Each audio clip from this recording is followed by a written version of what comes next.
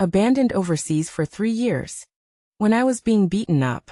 Back home, Adrian sent a large bouquet of roses with a happy Valentine's Day message to his beloved Victoria. When I was sick and dying in a damp rented room. Back home, Adrian threw a grand birthday party for Victoria. When I thought I was going to die in England, one of Adrian's assistants came to pick me up. Miss Claire, you can go home. On the plane, I wiped the mist off the window. His assistant walked over. Miss Claire, the plane is about to land. He paused for a moment. After returning home, forget Mr. Adrian. He and Miss Victoria are getting engaged. My hand wiping the glass paused. After a long silence, I shook my head. Before I was just young and foolish. I carried my meager luggage. Standing in front of the Hayes house. From the hall came the sound of my parents arguing, stomping their feet in frustration. A cup was thrown out. She's become such a mess. How dare she come back? Why didn't she die abroad? Since she was little, she's never been as good as that Davis kid. Look at the state of her. Victoria is already the excellent heir of the Davis family. After night had fallen, Martha finally came out, wiped away her tears, and pulled me into the house. Passing my parents' bedroom on the way upstairs, I paused for a moment. Dad, Mom, I'm back. Inside the room, something hit the door panel. Martha quickly pulled me away. Miss, why are you still so foolish? The next day, I was arranged to go to work at a hotel. My dad stopped me. Wait. When you get to the hotel, don't act like a spoiled young lady anymore. You're not some Hayes family miss, just an ordinary person. If you let the employees know your identity, you'll see what happens. I nodded and left. I walked for a long time before leaving the wealthy area and finding a bus. But on the city section of the route, the entire bus suddenly shook violently. Crash. What kind of car is that? It looks expensive. The driver's done for this time. He'll have to sell everything he owns to compensate. He hit a Maybach. I looked up from my resume and saw that our bus, while changing lanes, had hit a Maybach worth millions. Seeing that distinguished license plate number, I subconsciously clenched my resume in my hand. Adrian's car. The bus couldn't transport passengers anymore. As I stood in line to get off the bus, I happened to see the luxury car's driver open the Maybach's door. A beautiful couple stepped out from the back seat. Adrian, neatly dressed, and Victoria, with her long flowing hair. The crowd was already buzzing. Who are they?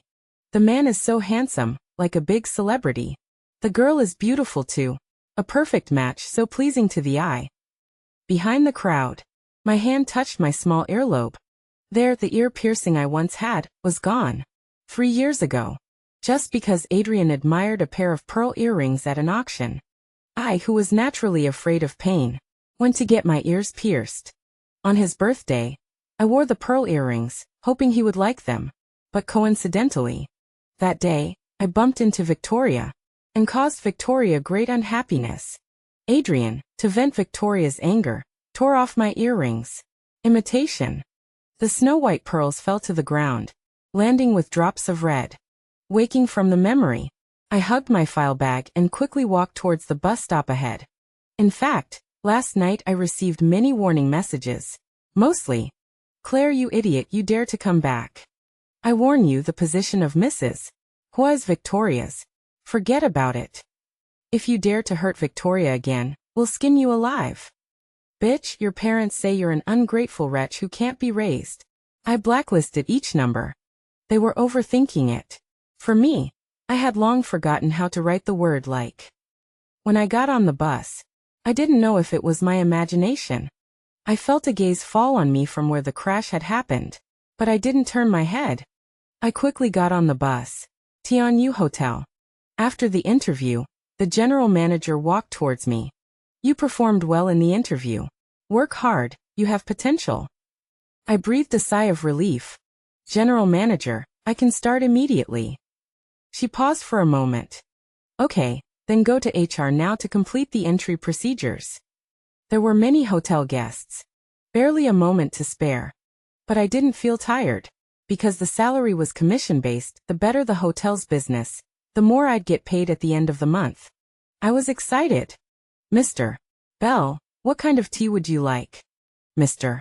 Adrian, you're too kind. To drink tea brewed personally by Mr. Adrian is Belle's honor. Passing by a private room, the hand holding my pen paused. The private room door was ajar. Inside, Adrian at the head of the table exuded charisma. Negotiation documents were laid out on the table. A staff member guarding the door came forward.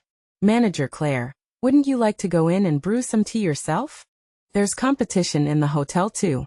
When encountering some major clients, the team leaders and managers responsible for that area generally had to show their faces, offering the hotel's specialty pastries and drinks. But this was Adrian.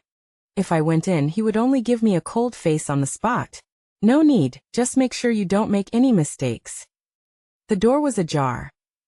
Just as I was about to leave after saying that, I inadvertently met Adrian's gaze from inside the room. Our eyes met. He narrowed his sharp eyes slightly. I felt petrified by a huge and terrifying force. Unable to hear any surrounding sounds. 3 years of overseas torment made me subconsciously want to run away, to stay away from this person. But I couldn't show any impropriety. I tried my best, putting on the smile I had to maintain even when customers were throwing tantrums. I smiled faintly and left. 2 hours later, the staff was already cleaning up the private room. Manager Claire, the guest left behind a fountain pen. I was about to say, send it to the front desk. Manager Claire, it seems to have your name on it. I walked in and took the pen. When I saw the pen's body clearly, I trembled slightly. Wasn't this the handmade fountain pen I gave Adrian for one of his birthdays? On the pure gold nib of the pen, I had engraved the word Claire. Manager Claire, do you still want me to send it to the front desk? The hand holding the pen trembled. I'll take care of it. Back in the office, I didn't send the pen away. I didn't understand whether Adrian had deliberately dropped the pen, or if he had really just dropped it there. I also really didn't understand why he would use something I gave him. My things to him had always been like cursed objects tainted with demonic energy, things he would never touch. After thinking and struggling for a while, I put the pen in the drawer. In theory, this thing should have been thrown in the trash like other things I had given him before, and have long since disappeared from the world. But then, a staff member hurried in. Manager Claire, the guest is back, he wants to see you. For a moment, I didn't understand. What guest? It's Mr. Adrian, he's back looking for the pen. I frowned. That pen, it's not his. The staff member's face was pale, and he scratched his ear.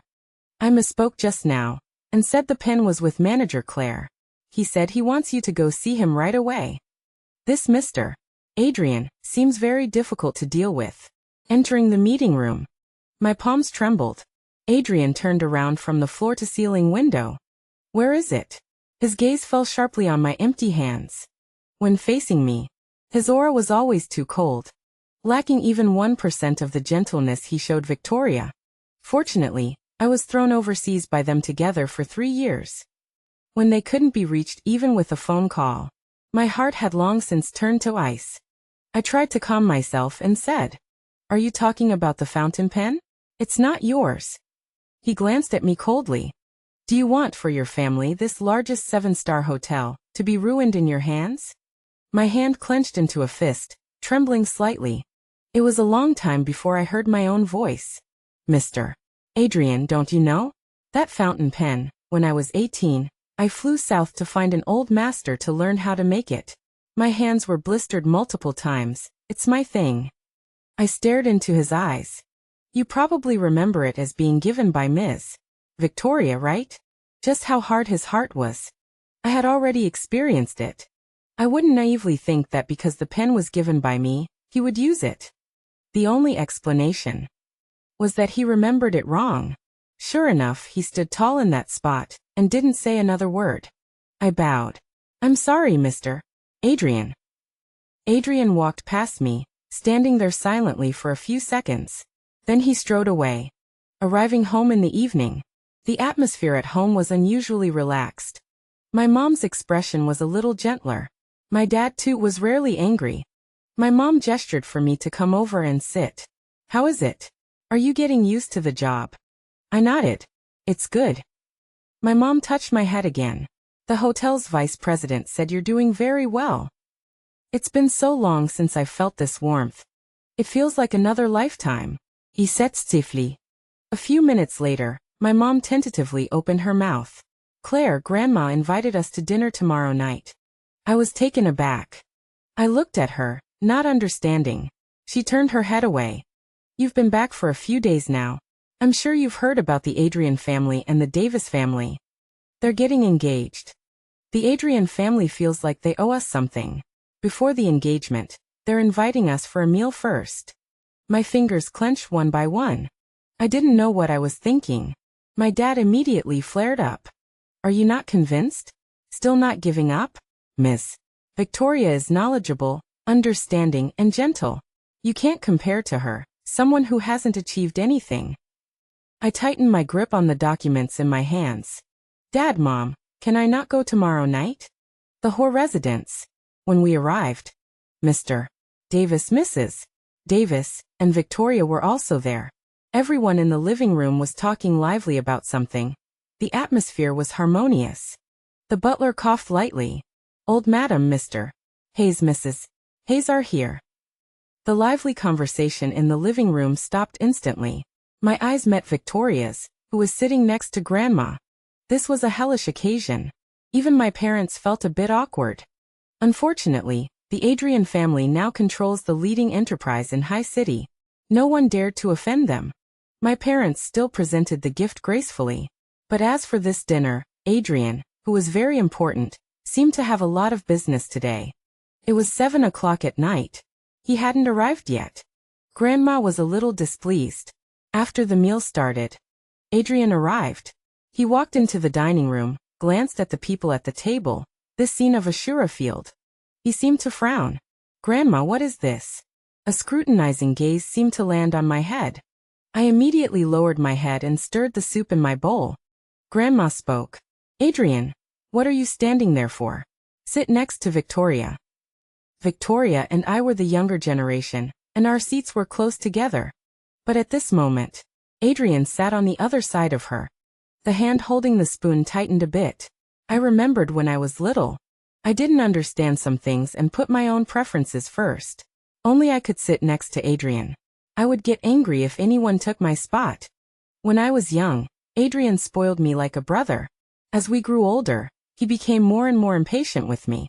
In the end, if I annoyed him, he would punish me.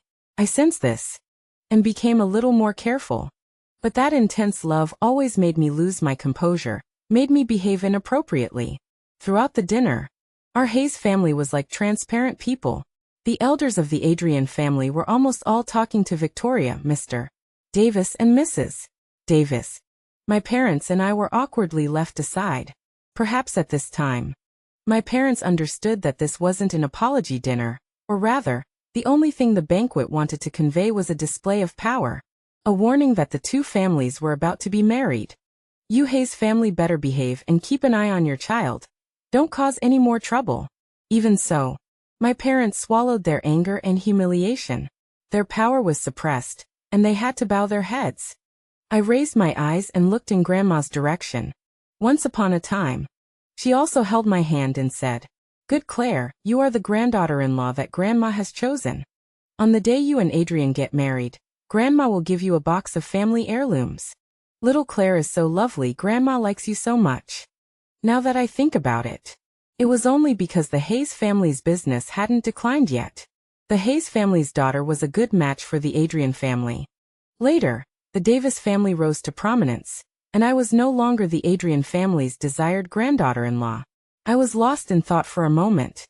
The spoon slipped from my hand and fell onto the plate, making a clanging sound.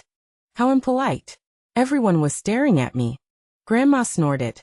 After studying abroad for a few years, Claire still hasn't gotten rid of this clumsy habit. Mrs. Evelyn also looked at me, although she had a smile on her face. Claire, you should pay attention to this attention-seeking habit. I think at this moment, my face must be very pale. I opened my mouth, wanting to explain, but I felt it was no longer necessary. But I accidentally met a gaze staring at me. Adrian. He even more impolitely took out a cigarette and put it between his lips. Mrs. Evelyn glared at him. He then took it out, threw it on the table. Victoria moved closer to him. Adrian, Declan and them went to Norway to see the aurora. They asked if we want to go too?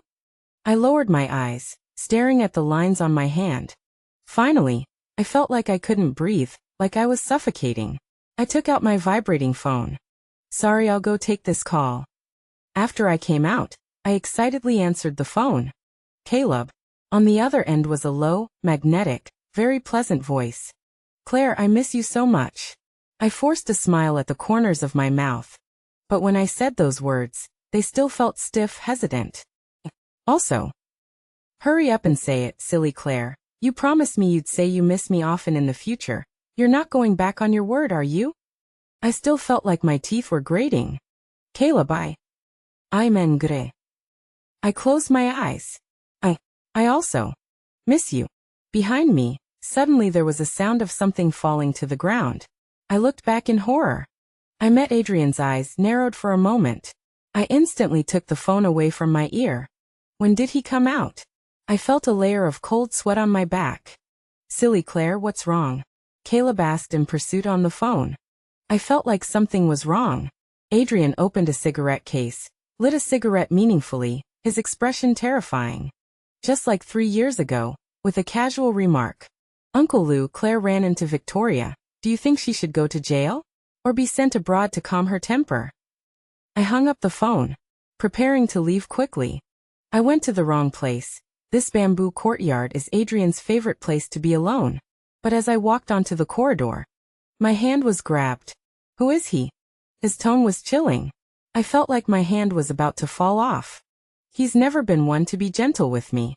But I endured the pain, looking at him with cold sweat on my forehead. Brother Adrian, I'm sorry, I intruded on your territory, it's my fault. I understand what today's banquet means, don't worry. I won't bother you and Ms. Victoria anymore. I stared deeply at him. Congratulations on your engagement, and a happy marriage to you and Ms. Victoria. I tried to pull my hand away, preparing to leave.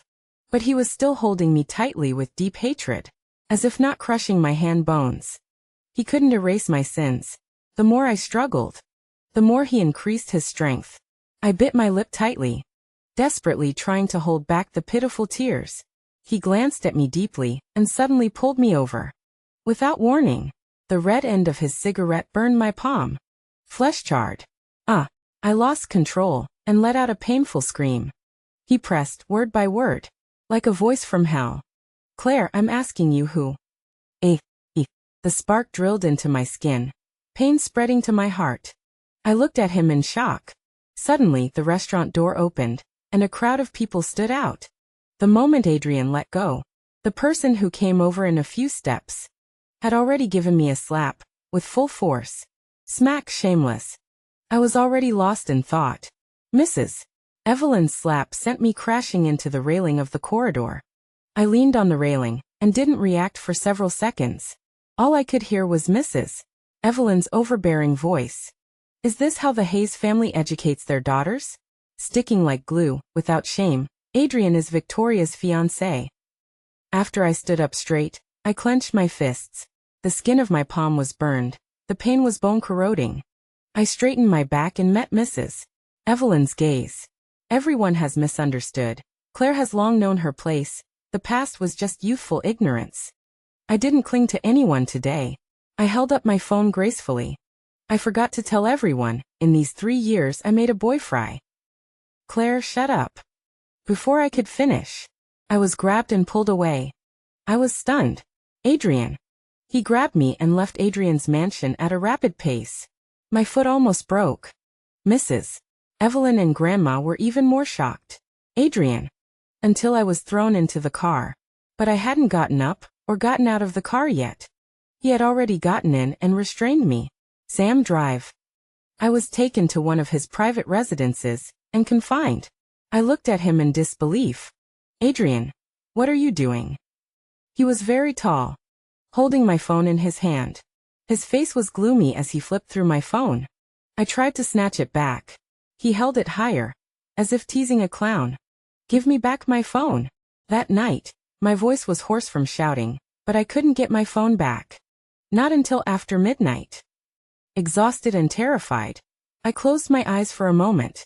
In a hazy dream, I felt a coldness on my hand. I suddenly opened my eyes and saw a shocking scene. Adrian was applying medicine to the wound on my hand. Our eyes met, and a chill ran through me, as if I had been burned by something, and I immediately pulled my hand away. I looked at the open door and immediately walked out. But after only 2 steps, he pulled me back. It's already past midnight. It's almost dawn. I'll take you home. I bent down and bit his hand. He winced in pain and let go. But I coldly smiled and strode away. But he grabbed me by the neck and slammed me against the wall. His tall figure completely enveloped me, and his exquisitely beautiful face pressed infinitely close to me. I was surrounded by his scent. Do you hate me so much now? I looked up and smiled with a sense of release. Brother Adrian, wasn't I the person you hated the most? What's wrong with you? Let me go quickly or Ms. Victoria will be jealous. At this moment, a vibration sound came from inside the room. I strained to see and realized it was my phone. I tried to push him away to answer it, but he pinched my chin and kissed me directly, fiercely and passionately. Let me go, Adrian. My lips were as if sucked by iron and stone, impossible to move. He held my flailing hands even more fiercely, almost wanting to knead me into his bones. But I don't know if it was my imagination. His lips were trembling, and the palms of his hands holding the back of my head seemed to be trembling as well. For a long time. A very long time. Until I felt like I was going to suffocate and die from lack of oxygen. He backed away a little. I raised my hand. His exquisite profile turned to the side, frozen for a few seconds. I quickly ran to get my phone, terrified to leave. But when I ran to the courtyard, it was locked. I stood there stunned.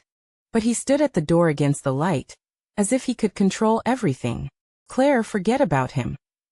That night, I couldn't leave, and I didn't think about calling the police, so as not to provoke someone I shouldn't. I just sat stiffly on a chair on the lawn, quietly waiting for dawn.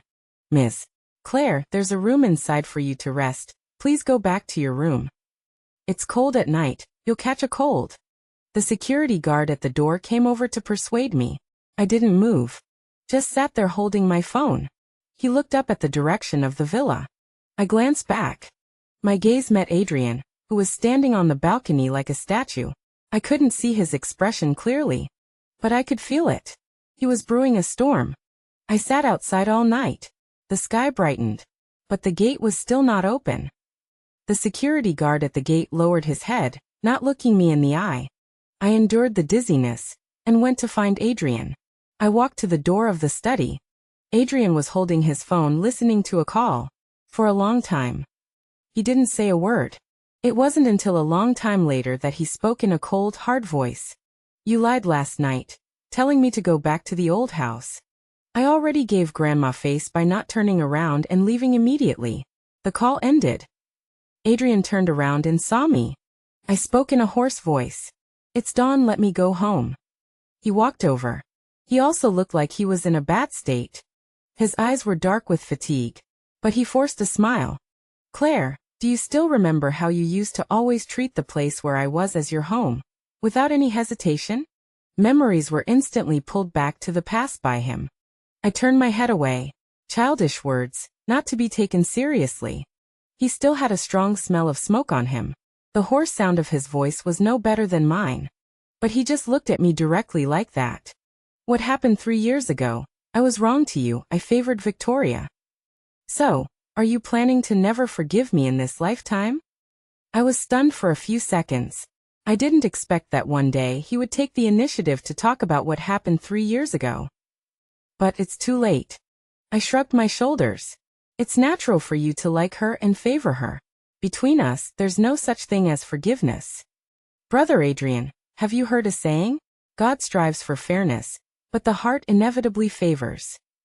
Just like back then, you were certain I deliberately crashed into Victoria. I was driving normally. I had no idea she would suddenly appear. I turned to leave. I really have to go. Claire, the person I like is. I stopped abruptly. Brother Adrian, his name is Caleb. He went to jail for me. He's the best person to me in this world. Behind me, I heard the sound of a lighter falling. When I got home, I was met with my parents' shocked expressions, and I went back to my room. That day, I took a day off and sat in my room all day. In the evening, my mom knocked on my door. She put down a bowl of soup and sat down beside me. She gently took my hand, looking at the gauze on it, her eyes reddened. Finally, she reached out and touched the cheek that had been slapped. Does it hurt? I smiled slightly. Mom, it doesn't hurt anymore. From then on, the atmosphere at home became much more relaxed. 3 months later, I went to the airport to pick up Caleb. He strode towards me and ruffled my hair. Why are you still so thin? Haven't been eating properly? I pursed my lips and smiled. Just then, I felt a gaze on us in the airport hall. I wondered, and turned to look. My eyes met Adrian's team. Mr. What is that? I quickly turned my gaze back. Just as I was about to leave with Caleb, Adrian strode towards us. Mr. Caleb here for tourism. After they looked at each other, they shook hands. What a coincidence, looks like Mr. Adrian just got off the plane as well. They both looked at me at the same time. I subconsciously avoided Adrian's eyes and looked at Caleb in confusion. Caleb smiled at me. Claire, this is Mr. Adrian from Jiangshan Group. We discussed a collaboration in Switzerland. I didn't have time to tell you. I was stunned. But I clearly felt Adrian's X-ray gaze scanning me. I felt very dangerous. Adrian smiled politely. Mr. Caleb hasn't eaten yet, right? How about I treat Mr. Caleb to some high-city specialties for lunch?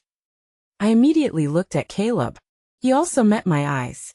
But I didn't expect that the next second, he agreed. Okay, then I won't stand on ceremony. I was stunned. Caleb took my hand. It's okay, it's just a meal. He then raised his head. Mr. Adrian, can my girlfriend come along too? Adrian's expression was unfathomable. He lowered his gaze, landing on Caleb's hand that was tightly holding mine. A few seconds later, he returned to normal. Of course, let's go. Hotel. The atmosphere in the private room maintained a delicate balance. After arriving at the hotel, Adrian even invited several bosses from High City, seeming to want to entertain Caleb to the fullest. Caleb also seemed a bit unfamiliar. Actually, his change was already unfamiliar to me. In England, we were both unwanted orphans. He was 2 years older than me. He helped me drive away the hooligans who bullied me. He rented the basement next to mine. When I was scavenging for trash, he would follow me not too far away. When he was injured, I would take the money I had saved and buy medicine, forcing him to take it. But one evening he was suddenly taken away by several bodyguards who jumped out of a car. We lost contact. Until I returned to China. He contacted me and told me a shocking piece of news. It turned out he wasn't an orphan without parents. He was the illegitimate son of a wealthy businessman. Midway through, I left the private room and told the waiter to make some sobering soup. Caleb had been poured a lot by these people. After I finished instructing, I turned around and almost bumped into a hard wall of flesh. I quickly stepped back, seeing that it was Adrian. I lowered my head and was about to go back in, but he leaned against the wall and snorted. Making sobering soup? Are you afraid he'll drink too much? I clenched my fist and turned back. Mr. Adrian, isn't this a rhetorical question? I didn't know that the etiquette of a host in High City was to keep urging people to drink. I raised my chin and glared at him. The next second, I was dragged into the empty private room next door by him. Adrian? You're crazy. His tall figure held me tightly. He stared at me. Claire, I won't marry Victoria. I don't like her. The one I've always liked is you. My head felt like fireworks were exploding inside. I couldn't hear anything. What did he say? While I was stunned, he suddenly leaned over and seized my lips. I immediately started hitting his back. Adrian, let me go. The next second, I couldn't make a sound anymore. The moment he kissed me, he even lightly bit my lip. Claire, give up, you can't be together.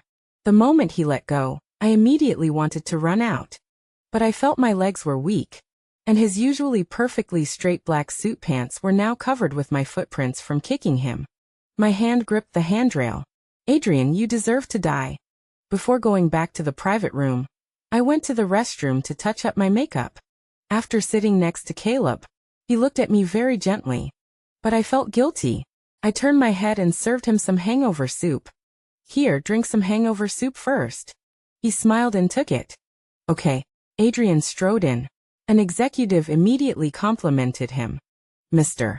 Adrian, hangover soup just arrived. Let me serve you a bowl. Okay. He sat down, but his gaze still looked over provocatively. Caleb then reached out to take my hand, gently squeezing it. Claire. I turned back and smiled brightly at him. Finally, the gaze across from me started to spark with fire. The dinner party ended. Finally, I got rid of the people I didn't want to be around. Caleb rested in the hotel for a while and then woke up. I turned back from the sofa. He was smiling gently at me. I asked with concern, "Are you feeling unwell?" He shook his head.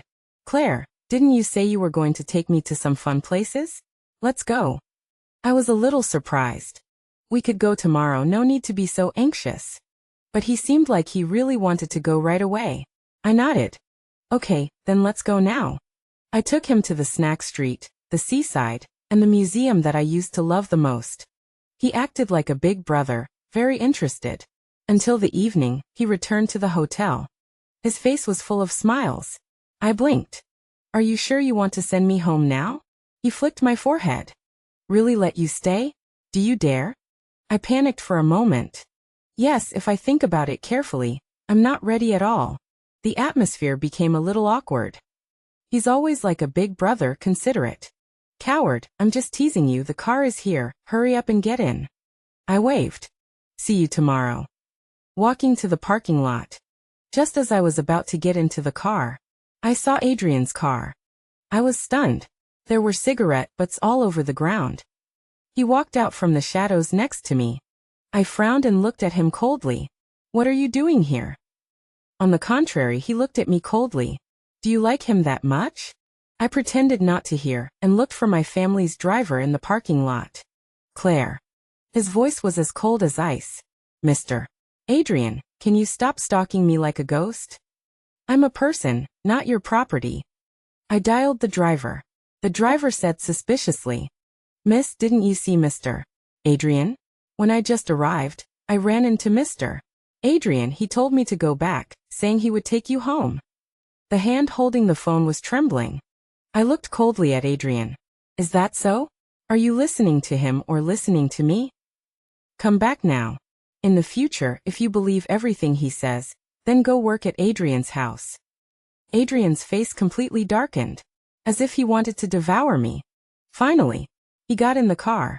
He stepped on the gas and left in a cloud of smoke. I suddenly breathed a sigh of relief, but my body was still trembling uncontrollably. Early the next morning, I received a completely unexpected call. Caleb. Claire, are you awake? I'm sorry, I lied to you. I'm already on the plane, getting ready to go back to Switzerland. I almost jumped out of bed in shock. I'm leaving, take care of yourself in the future. Every finger holding the phone was trembling. Caleb, what's wrong? What happened? Is Adrian threatening you? Didn't you say your family was very powerful? A bitter laugh came from the other end. Claire, it's precisely because they're too powerful, I can't escape their control. They've arranged a wife for me, and I have to marry her. I heard his pained breathing on the other end. I have no ability to resist. Before the wedding, I only have 2 days to myself, and I came to see you. I was completely unable to think. Only the corners of my eyes were stained a reddish-purple hue by the precious friendship. Sir, please switch your phone to airplane mode. The plane is about to take off. In the last moment, I gripped my phone tightly and said quickly, Caleb, we will always be friends. I wish you success. I went downstairs. I saw Adrian. I frowned. My parents came out of the room. Claire, quickly freshen up and go to Adrian's house. I glanced at Adrian. My mother saw what I was thinking and pulled me aside to whisper. Claire, this time is different from last time. Adrian even came personally. It should. Anyway, let's go first. All right, quickly go upstairs and change your clothes. After she finished speaking, she turned around to arrange the refreshments, leaving me and Adrian in the living room. I looked at him with a cold smile. Last time, weren't you humiliated enough? He stared intently into my eyes. He took a step forward and cupped the back of my head. You've been crying? He anticipated my move to retreat and held my body in place. He lowered his head again. Because that Joe guy didn't take you away, you were so upset you cried? What does it have to do with you? Adrian, let go of me. He drew close to my ear. Claire, I will never let go again, unless you kill me with your own hands. I looked at him in disbelief. The Hua family. Completely different from what I imagined. Adrian's elders all apologized to me. Even Grandma apologized. Claire, last time Grandma was just confused. It will never happen again.